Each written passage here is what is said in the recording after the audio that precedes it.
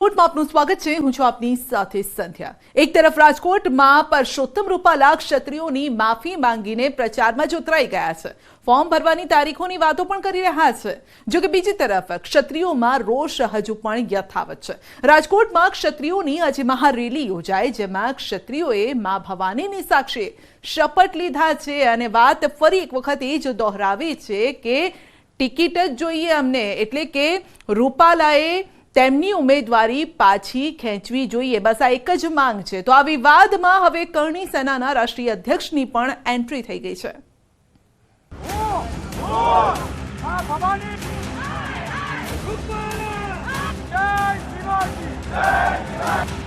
રાજકોટમાં રણસંગ્રામ, રૂપાલા સામે ક્ષત્રિય સમાજનો આક્રોશ યથાવત।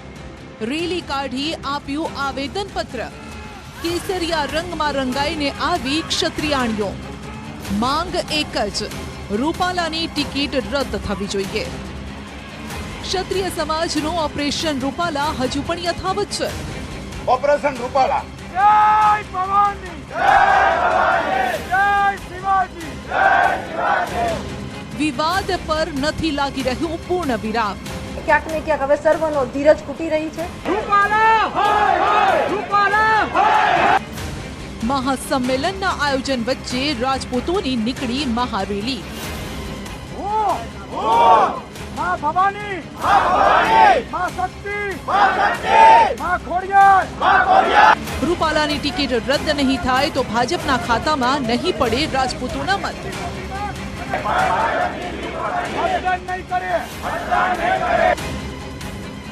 રાજપૂત કરણી સેનાના રાષ્ટ્રીય અધ્યક્ષની એન્ટ્રી થતા જ કરાઈ અટકાયત। करणी सेना को बिठाना न इनके बस की बात है और न इनके दायरे में आता है। ક્ષત્રિય સંકલન સમિતિએ નોંધાવ્યો મહિપાલ સિંહની અટકાયતનો વિરોધ। પરસોત્તમ રૂપાલાના વિવાદિત નિવેદનમાં હવે કરણી સેનાના રાષ્ટ્રીય અધ્યક્ષની એન્ટ્રી થઈ ગઈ છે। બીજી તરફ રાજ્યમાં દિવસે ને દિવસે રૂપાલા સામેનો વિરોધ યથાવત છે અને રાજકોટમાં જે થયું તે આટલા દિવસોમાં ક્યારેય નહોતું થયું। આપ જોઈ શકો છો, આટલી ભીડ, આટલા લોકો અને આટલો રોષ આટલા દિવસોમાં આપને ક્યારેય નથી દેખાયો જે આજે દેખાયો છે। રાજકોટમાં પરસોત્તમ રૂપાલાના વિરોધમાં ક્ષત્રિયોના મહાસંમેલન પહેલા મહારેલીનું આયોજન કરાયું। શહેરના બહુમાળી ચોકમાં મોટી સંખ્યામાં કેસરી સાડી પહેરીને મહિલાઓ પહોંચી, ઉપરાંત માથે પાઘડી બાંધીને ક્ષત્રિય સમાજના પુરુષો પણ હાજર રહ્યા। રેલીમાં ક્ષત્રિય સમાજે પરસોત્તમ રૂપાલા વિરુદ્ધ મા ભવાની, મા ખોડિયારની સાક્ષીએ શપથ લીધા। રૂપાલાની ટિકિટ રદ નહીં થાય તો ક્ષત્રિય સમાજનો એક પણ વ્યક્તિ ભાજપને મત નહીં આપે। કેસરી સાડી પહેરીને મોટી સંખ્યામાં મહિલાઓ એકઠી થતા સમગ્ર બહુમાળી ચોક કેસરિયા રંગે રંગાઈ ગયો, પરંતુ આ રંગ હતો ક્ષત્રિયોનો, નહીં કે ભાજપનો। આ દરમિયાન પીટી જાડેજા સહિતના આગેવાનોએ સરદાર પટેલની પ્રતિમાને પુષ્પ અર્પણ કરી જય સરદારના નારા લગાવ્યા। આજે અમારી પુકાર કેમ ન સાંભળ્યા સરકાર? અમે એના વિરુદ્ધમાં નારા 100% લગાવશું। ટિકિટ રદ નહીં થાય તો રાજપૂત સમાજ ગમે ત્યારે રોડ ઉપર ઉતરી જશે। જો રાજપૂત સમાજ રોડ ઉપર ઉતરી જશે તો કોઈનું કઈ નહીં આવવા દે। રાજપૂત સમાજ ગમે એ કરવા તૈયાર છે। રૂપાલાની ટિકિટ રદ કરો, બાકી અમારી બીજી કઈ માંગ જ નથી। બીજી તરફ મહારેલીને લઈને તંત્ર પણ સજ્જ થયું। કોઈ અનિચ્છનીય ઘટના ન બને તે માટે પોલીસનો ચાંપતો બંદોબસ્ત ગોઠવાયો। ઉપરાંત વોટર કેનન અને વજ્રવાહન પણ તૈનાત રખાયા। આ તરફ અમદાવાદમાં પોલીસ અને કરણી સેના વચ્ચે ઘર્ષણ થયું। મહિપાલ સિંહ મકરાણા વિરોધની ચીમકી આપનારા ક્ષત્રિય મહિલા આગેવાન પ્રજ્ઞાબાને મળવા બોપલ જઈ રહ્યા હતા। આ દરમિયાન તેમને પોલીસે અટકાવ્યા અને પોલીસે અટકાવતા જ કરણી સેના અને પોલીસ વચ્ચે ઘર્ષણ થયું। મહિપાલ સિંહનો દાવો છે કે જે બહેને વિરોધની ચીમકી ઉચ્ચારી હતી તેને તેઓ સમજાવવા જઈ રહ્યા હતા, પરંતુ પોલીસે તેમને રસ્તામાં જ અટકાવ્યા અને પ્રજ્ઞાબહેન સુધી પહોંચવા ન દીધા। મહિપાલ સિંહ મકરાણા સાથે ગુજરાત રાજપૂત કરણી સેનાના અધ્યક્ષ વીરભદ્રસિંહ જાડેજાની પણ અટકાયત કરી લેવાઈ। અટકાયત પહેલા મહિપાલ સિંહે ચીમકી ઉચ્ચારી કે પોલીસ તેમની અટકાયત નહીં કરી શકે। और ये किसको गिरफ्तार करना चाह रहे हैं ये भी तो दिखाऊंगा पूरे देश में। इनको मालूम नहीं है कि गिरफ्तार मुझे बिठाने का, गिरफ्तारी का मतलब क्या है। कभी कोई उल्लू को बिठाया होगा? करणी सेना को बिठाना न इनके बस की बात है और न इनके दायरे में आता है। અટકાયત પહેલા મહિપાલ સિંહે એક પત્રકાર પરિષદ પણ યોજી અને અહીં પણ રૂપાલા પર વાર કરવાનું ન ચૂક્યા। તેમણે કહ્યું કે આ તેમના સન્માનની વાત છે અને હવે તો આરપારની લડાઈ લડવા માટે તેઓ તૈયાર છે। મહિપાલસિંહે કહ્યું કે રૂપાલા વિરુદ્ધ તેઓ 24 રાજ્યોમાં જશે ને રાજપૂતોને જાગૃત કરશે. બોયકોટ રૂપાલાના બેનર લાગ્યા છે અને હવે બોયકોટ બીજેપીના બેનર લાગે તો પણ નવાઈ નહીં તેવી વાત કરી. તેમણે કહ્યું કે જે પણ વ્યક્તિ બહેન દીકરીની ઇજ્જત નથી કરતો તેને સંસદમાં જવાનો પણ અધિકાર નથી. वो किसी भी जाति संप्रदाय को राजी करने के लिए किसी और अन्य जातियों की महिलाओं पे आपत्तिजनक टिप्पणी करे? क्या आपको लगता है कि आपकी मेरी बहन बेटी अलग है? मेरे समाज की बहन बेटी है, आपके समाज की बहन बेटी है. स्वाभिमान, इज्जत, आबरू सबकी एक है. पर क्षत्रिय समाज की अगर बहन बेटी इज्जत पे बात आई, हमारे सम्मान पे बात आई तो बाकायदा आर पार की लड़ाई लड़ी जाएगी. તો આ તરફ વિરોધની ચીમકી ઉચ્ચારનારી 5 મહિલાઓને મળવા માટે જામનગરથી પણ અન્ય મહિલાઓ દોડતી આવી. આ સમયે પણ આ મહિલાના ઘરની બહાર પોલીસનો કડક બંદોબસ્ત જોવા મળ્યો. તો રાજકોટમાં ક્ષત્રિય સમાજની કોર કમિટીની બેઠક મળી હતી. ગરાસિયા બોર્ડિંગમાં મળેલી બેઠકમાં સંકલન સમિતિના સભ્યો હાજર રહ્યા હતા. આ બેઠક બાદ કરણસિંહે તમામ સમાજને આ ધર્મયુદ્ધમાં જોડાવા માટે અપીલ કરી અને આક્રોશ પણ વ્યક્ત કર્યો કે કોઈ રાજકીય ચળવળ નથી આ, પરંતુ આગામી સમયમાં રાજકોટમાં સંમેલન યોજાતા રહેશે.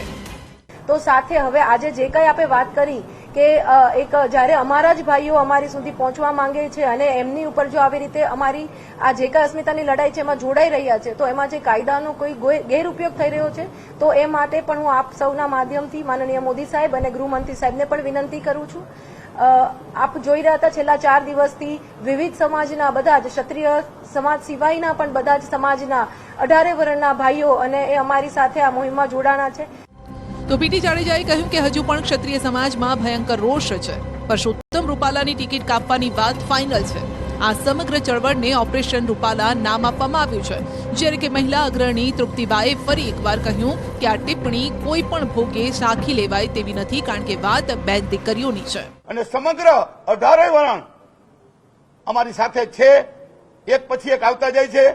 હજી અમે બધા પાસે જઈ શક્યા નથી અને અમને ખાતરી છે, વિશ્વાસ છે અને આજે અમે નવું નામ આપ્યું છે ઓપરેશન રૂપાલા. રૂપાલા સાહેબની ટિકિટ કપાવી જોઈએ વાત ફાઇનલ છે. ક્ષત્રિય સમાજમાં ભયંકર રોષ છે. અંગ્રેજો સાથે અને મુગલો સાથે અમારા વ્યવહાર હતા પણ માથા લેવા દેવાના હતા. એટલે આપ સૌના માધ્યમથી કહો એટલે આ ટિપ્પણી તો કોઈ પણ રીતે સાખી લેવામાં આવે જ નહીં. જો કે બીજી તરફ સંકલન સમિતિમાં પણ અંદરો-અંદર કંઈક વિવાદ શરૂ થયો હોવાની ચર્ચા છે. કારણ કે જો એવું ન હોત તો પદ્મિની બા વાળા બેઠક છોડીને અધવચ્ચેથી કેમ જતા રહ્યા? આમ એક તરફ રાજપૂત સમાજમાં આક્રોશ વધી રહ્યો છે, એક હોવાની વાત કરી રહ્યા છે અને બીજી તરફ ક્યાંક ફાટા પડતા હોય તેમ પણ દેખાઈ રહ્યું છે. તો આટલા વિરોધ વચ્ચે પરસોત્તમ રૂપાલા બિંદાસ પ્રચાર કરી રહ્યા છે, મતદારોને આકર્ષવાના પ્રયાસ કરી રહ્યા છે. તો રાજકોટની સભામાં તેમણે દાવો કર્યો કે 1-2 દિવસમાં તેઓ ફોર્મ ભરવાની તારીખ પણ જાહેર કરશે. એટલું જ નહીં, ફોર્મ ભરવા જતી વખતે લોકોને પાઘડી બંધ હાજર રાખવા માટે પણ અપીલ કરી છે. એટલે ફોર્મ ભરવાની તારીખ આપું તો તમારે બધાએ પાઘડી બંધ આવવાનું છે.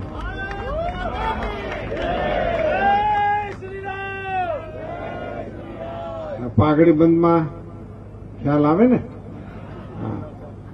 અને પછી 7મી તારીખે મતદાન કરવાનું છે તો એ હાગમટે આવવાનું છે.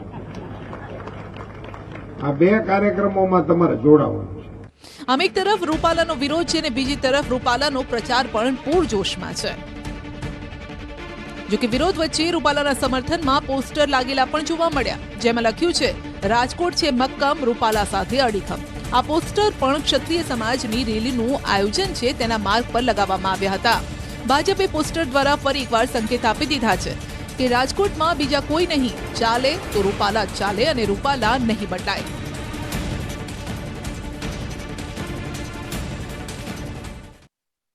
અમદાવાદ પોલીસે કરણી સેનાના રાષ્ટ્રીય અધ્યક્ષ મહિપાલસિંહ મકરાણાને મુક્ત કર્યા છે. જો કે મહિપાલસિંહને રાજકોટના કાર્યક્રમમાં નથી જવા દેવાયા. અમદાવાદથી મહિપાલસિંહને પોલીસ રાજસ્થાન લઈ જવા માટે રવાના થઈ. મહિપાલસિંહ સહિત 4 લોકોને રાજસ્થાન લઈ જઈ રહ્યા છે. ગુજરાત પોલીસ શામળાજી બોર્ડર સુધી જશે, એટલે કે ભારે વિરોધ બાદ પોલીસે થોડું કૂણું વલણ અપનાવ્યું છે.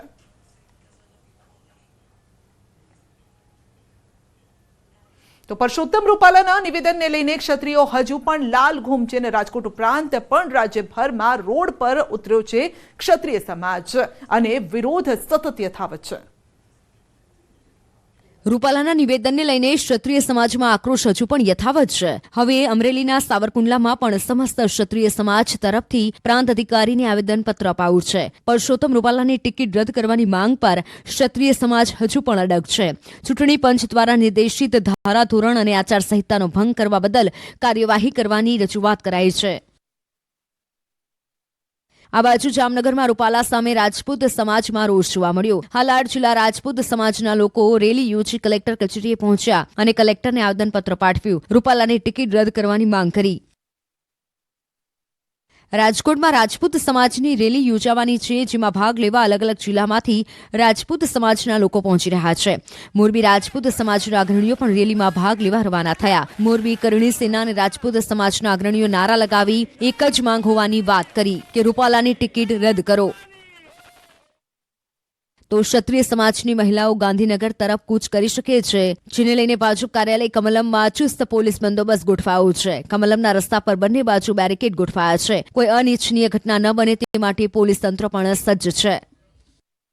અટકળો ચાલી રહી છે કે રાજકોટમાં જો રૂપાલા જ લડશે તો તેમની સામે પરેશ ધાનાણી મેદાને ઉતરશે, પરંતુ જો રાજકોટ બેઠકથી કોંગ્રેસના પરેશ ધાનાણી લડશે તો ખરાબ રીતે હારશે અને આ આગાહી પૂર્વ મુખ્યમંત્રી વિજય રૂપાણીએ કરી છે. રાજકોટમાં ક્ષત્રિય સમાજના વિરોધને અવગણીને ભાજપના ઉમેદવાર પરસોત્તમ રૂપાલા પ્રચારમાં લાગી ગયા છે અને વિવિધ કાર્યક્રમોમાં હાજરી આપી રહ્યા છે. ત્યારે આજે મધ્યસ્થ કાર્યાલય ખાતે ભાજપના સ્થાપના દિવસની ઉજવણીમાં પણ તેઓ હાજર રહ્યા. આ તકે પૂર્વ મુખ્યમંત્રી વિજય રૂપાણી પણ ઉપસ્થિત રહ્યા. આ તકે પૂર્વ મુખ્યમંત્રી વિજય રૂપાણીએ વાતચીત કરતા કહ્યું કે પુરુષોત્તમ રૂપાલાએ 2 વખત માફી માંગી લીધી છે. ક્ષત્રિય સમાજ હંમેશા ક્ષમા આપનારો સમાજ રહ્યો છે. ચોક્કસ વિશ્વાસ છે કે ક્ષત્રિય સમાજ પુરુષોત્તમ રૂપાલાને માફી આપી દેશે. તો પરેશ ધાનાણી રાજકોટથી લડશે તેવી ચાલી રહેલી અટકળો મામલે રૂપાણીએ ભવિષ્યવાણી કરતા કહ્યું કે પરેશ ધાનાણીને લાભ લેવો હોય તો તે પણ ભલે લાભ લઈ લે, પરંતુ શબ્દો યાદ રાખજો, પરેશ ધાનાણી ખરાબ રીતે હારશે. રૂપાલા સાહેબે માફી માંગી લીધી છે. ક્ષત્રિય સમાજ ભૂતકાળમાં અનેક સમા આપનારો સમાજ છે, એટલે હું એમ માનું છું એ પ્રશ્ન પણ પતશે અને કોઈ પ્રશ્ન ઉભા નહીં. હા, તો પરેશભાઈ લાભ લઈ લે, એમાં ક્યાં ના પાડી છે. ખરાબ રીતે હારશે, એમાં કોઈ શંકા જ નથી. તો ભર ઉનાળે મેઘરાજા ગરજવા અને વરસવા તૈયાર છે. એપ્રિલ અને મે મહિનામાં વાતાવરણ એટલું અસ્થિર રહેશે જે છેલ્લા 5-7 વર્ષમાં નથી રહ્યું. કઈ તારીખે છે માવઠાનું જોખમ અને ક્યાં ક્યાં મેઘરાજા ભર ઉનાળે વરસી પડશે, જુઓ રિપોર્ટ.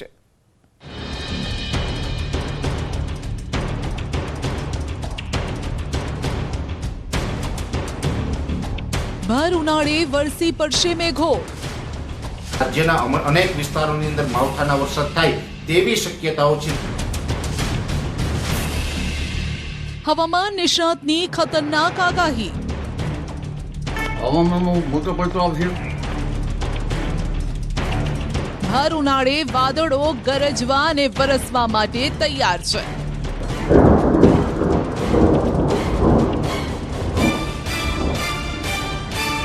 અડધા ગુજરાતનું બદલાશે વાતાવરણ. છેક ઉત્તર ગુજરાતથી લઈ અને દક્ષિણ ગુજરાતના કેટલાક વિસ્તારને પણ આવરી લેશે. જો મેઘો આવ્યો તો બાગાયતી પાક થઈ જશે બરબાદ. તો આંબાના પાકની અંદર આ વર્ષે એક તો ફ્લાવરિંગ ઓછું છે અને માવઠું થશે તો એને કારણે પણ ખેડૂતોને મોટું નુકસાન જશે. અરે ભાઈ, મેઘરાજાને કોઈ સમજાવો. તેમને કહો કે રાજા, અત્યારે તમારી સીઝન નથી, હજુ તો ઉનાળો બાકી છે, પછી તમે ધમધોકાર વરસજો ને, કોણ ના પાડવાનું છે. ગુજરાતના ખેડૂતો માટે ફરી એકવાર માઠા સમાચાર આવ્યા છે, કેમ કે રાજ્યમાં ફરી એકવાર કમોસમી વરસાદનો ખતરો ઊભો થયો છે. શક્યતા છે કે એપ્રિલ મહિનામાં વગર આમંત્રણે મેઘરાજા ગુજરાતમાં આંટો મારવા આવી રહ્યા છે. એપ્રિલ મહિનાના બીજા અઠવાડિયામાં ખેડૂતો માથે ચિંતાના વાદળો ઘેરાશે. હવામાન વિભાગ અને હવામાન નિષ્ણાતો બંને ખેડૂતોને ચેતવણી આપી છે કે સાચવજો, મેઘરાજા મંડાવાના છે. હવામાન નિષ્ણાત પરેશ ગોસ્વામીએ માવઠાની સંભવિત તારીખ પણ આપી છે. સાંભળો કઈ તારીખે માવઠાનું જોખમ છે. અને જેને કારણે 13 એપ્રિલ 2024 થી લઈ અને 16 એપ્રિલ 2024 દરમિયાન રાજ્યના અનેક વિસ્તારોની અંદર માવઠાના વરસાદ થાય તેવી શક્યતાઓ છે. એ માવઠું છે એ દક્ષિણ ગુજરાતની અંદર છૂટાછવાયું કદાચ સામાન્ય હશે, વધારે અસર હશે એ સૌરાષ્ટ્ર, કચ્છ અને ઉત્તર ગુજરાતના ભાગોની અંદર જોવા મળે તેવી શક્યતાઓ છે. હવામાન નિષ્ણાત અંબાલાલ પટેલનું માનીએ તો આ માવઠું ઉત્તર ગુજરાત, મધ્ય ગુજરાત અને સૌરાષ્ટ્રને ધમરોડી શકે છે.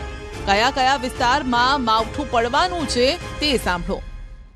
ખાસ કરીને 12 થી 18માં પૂર્વ ગુજરાતના ભાગો, પંચમહાલના ભાગો, સાબરકાંઠાના ભાગો, અમદાવાદના ભાગો તેમજ મધ્ય ગુજરાતના ભાગોમાં માવઠું થઈ શકે છે અને કચ્છના ભાગમાં પણ હવામાનમાં પડતો આવી શકે છે. જૂનાગઢના ભાગો, સુરતના ભાગોમાં પણ હવામાનમાં પડતો આવી શકે છે. ઉત્તર સૌરાષ્ટ્રના ભાગોમાં પણ હવામાનમાં પડતો આવી શકે છે અને લગભગ ગુજરાતના ઘણા ભાગોમાં ક્યાંક વાદળ તો ક્યાંક પવન તો ક્યાંક છાંટા તો ક્યાંક વરસાદ થવાની શક્યતા રહે છે. હવામાન વિભાગે કહ્યું છે કે 4 દિવસ બાદ ગુજરાતમાં માવઠું થશે. પ્રી મોન્સૂન એક્ટિવિટીના ભાગરૂપે વરસાદ પડી શકે છે. તો 10 અને 11 એપ્રિલે વેસ્ટર્ન ડિસ્ટર્બન્સ સક્રિય થશે અને પ્રી મોન્સૂન એક્ટિવિટી થશે. આ દરમિયાન એટલે કે 10 અને 11 એપ્રિલે ગુજરાતના ઘણા ભાગોમાં સામાન્ય વરસાદની પણ આગાહી છે.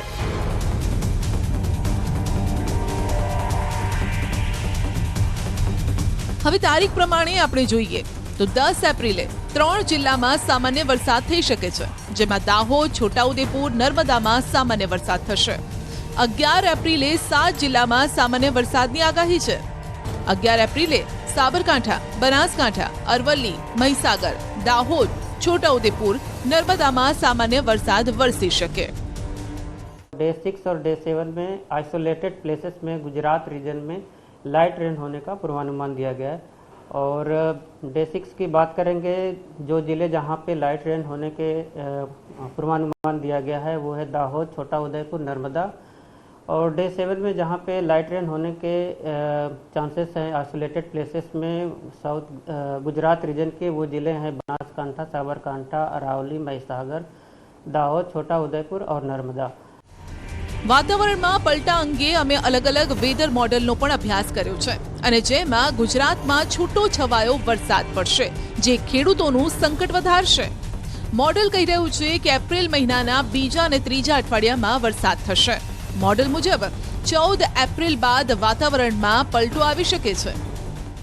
ગુજરાતનો કેટલોક વિસ્તાર આવી જાય છે, આ સાથે ઉત્તર ગુજરાતનો પણ કેટલોક વિસ્તાર છે, કારણ કે રાજસ્થાનમાં પણ એક સિસ્ટમ અહીંયા જોવા મળી રહી છે જેની અસર ગુજરાત પર પણ જોવા મળશે, ખાસ કરીને ઉત્તર ગુજરાત પર જોવા મળી શકે છે. તો આ વિસ્તારો કયા છે એ આપને જણાવી દઈએ. પાલનપુર, પાટણ, વિસનગર, ખેડબ્રહ્મા, હિંમતનગર, મોડાસા, લુણાવાડા, ગોધરા, વડોદરા, રાજપીપળા એટલે છેક ઉત્તર ગુજરાતથી લઈ અને દક્ષિણ ગુજરાતના કેટલાક વિસ્તારને પણ આવરી લેશે. વાદળો બંધાશે, ભેજવાળું વાતાવરણ રહેશે અને ક્યાંક છૂટો છવાયો વરસાદ વરસી શકે છે. અન્ય એક ECMWF મોડલનો પણ અમે અભ્યાસ કર્યો, જેમાં જાણવા મળ્યું કે અડધા ગુજરાત પર માવઠાનું સંકટ છે. ઉત્તર ગુજરાત સુધી તો કચ્છથી લઈ ઉત્તર ગુજરાતના આ વિસ્તારો, ખાસ કરીને સૌરાષ્ટ્ર, કચ્છમાં તેની અસર જોવા મળશે. ઉત્તર ગુજરાત તો આખું જ આવરી લેશે. ઉત્તર ગુજરાતમાં આમ પણ છેલ્લા ઘણા દિવસોમાં શિયાળામાં પણ આપણે વાતાવરણમાં પલટો જોયો છે, ઉનાળામાં પણ એ જ રીતની અસર જોવા મળશે. અને અંબાલાલ પટેલે તો એ પ્રકારની આગાહી કરી છે કે જો વરસાદ આવ્યો તો સાથે કરા પણ લઈને આવશે અને જો એવું થાય છે તો ખેડૂતોએ મોટું નુકસાન ભોગવવાનો વારો આવી શકે છે.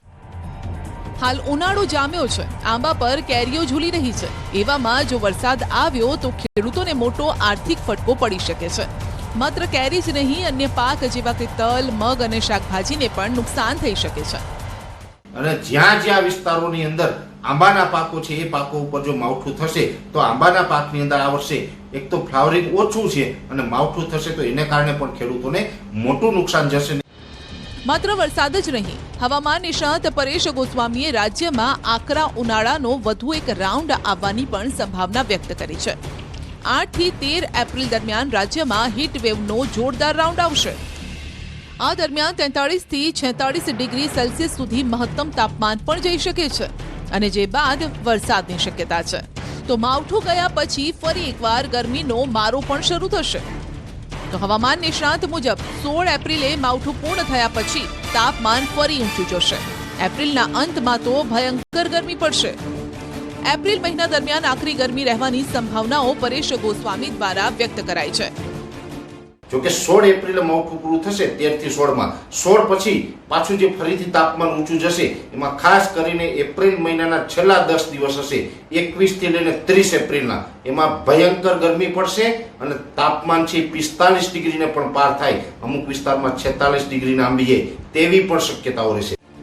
તેઓ કહે છે કે પાછલા વર્ષે ગરમીનું જોર ઓછું હતું, આ વર્ષે શિયાળો નબળો રહ્યો છે. શિયાળો સામાન્ય કરતા વધારે ગરમ જોવા મળ્યો છે, પરંતુ હવે ઉનાળામાં હીટ વેવના આકરા રાઉન્ડ જોવા મળે તેવી શક્યતા છે. વાતાવરણમાં આવી રહેલા આ પલટાને તેઓ અલ નીનોની અસર ગણાવી રહ્યા છે. સાથે જ શક્યતા વ્યક્ત કરી રહ્યા છે કે આ વર્ષનું વાતાવરણ અસ્થિર રહેશે. અલ નીનોની અસરને કારણે અતિ જે તાપમાન ઊંચું જઈ રહ્યું છે, અતિ હીટવેવ આવી રહી છે, આ તમામ જે અસરો છે અલ નીનોની જ અસર છે. અને આ અસર હેઠળ જે આપણે એપ્રિલ મહિનો તો આપણે ગરમ રહેવાનો છે, પણ મે મહિનો છે એપ્રિલ કરતાં પણ વધારે ગરમ રહેવાનો છે. અને ખાસ કરીને મે મહિના દરમિયાન ધૂળના જે વંટોળિયા આવતા હોય છે એ વંટોળિયાઓ છે એ પણ ખૂબ મોટા પ્રમાણમાં જોવા મળે તેવી શક્યતાઓ છે. એટલે ખાસ હવામાનની અંદર છેલ્લા 5 થી 7 વર્ષમાં ક્યારે તમે અસ્થિરતા ન જોઈ હોય એવી અસ્થિરતા આ વર્ષે 2024ના વર્ષની અંદર એપ્રિલ અને મે મહિના દરમિયાન જોવા મળે તેવી શક્યતાઓ ખાસ રહેલી છે. હવે એ પણ જાણી લઈએ કે અલ નીનો શું છે. આ શબ્દનો સીધો સંબંધ પ્રશાંત મહાસાગરની સપાટીના તાપમાનમાં સમય સમયે થનારા ફેરફાર સાથે છે, જેની અસર આખી દુનિયાના વાતાવરણ પર પડે છે. સરળ રીતે સમજીએ તો અલ નીનોના કારણે તાપમાનમાં વધારો થાય છે. દક્ષિણ અમેરિકાના દેશ પેરુના દરિયા કિનારે દરિયાની સપાટી પર ગરમ પાણી આવવાનું શરૂ થાય છે, એટલે અલ નીનોની સ્થિતિ પેદા થાય છે. આ ફેરફારના કારણે સમુદ્રના તાપમાનમાં સામાન્ય કરતાં ઘણો વધારો થાય છે, લગભગ 4 થી 5 ડિગ્રી સેલ્સિયસ, જેના કારણે દુનિયાભરના હવામાન પર તેની અસર જોવા મળે છે. ખાસ કરીને ભારત, વિયેતનામ, ઓસ્ટ્રેલિયા સહિતના દેશોના ચોમાસામાં ફેરફાર આવે છે. આમ એક તરફ માવઠાનું જોખમ છે, બીજી તરફ એક બાદ એક હીટ વેવના રાઉન્ડ પણ આવી રહ્યા છે. ત્યારે શક્યતા એવી પણ છે કે બદલાતા વાતાવરણના કારણે રોગચાળો પણ વકરી શકે છે. એટલે કે આગામી 2 મહિના સાચવજો.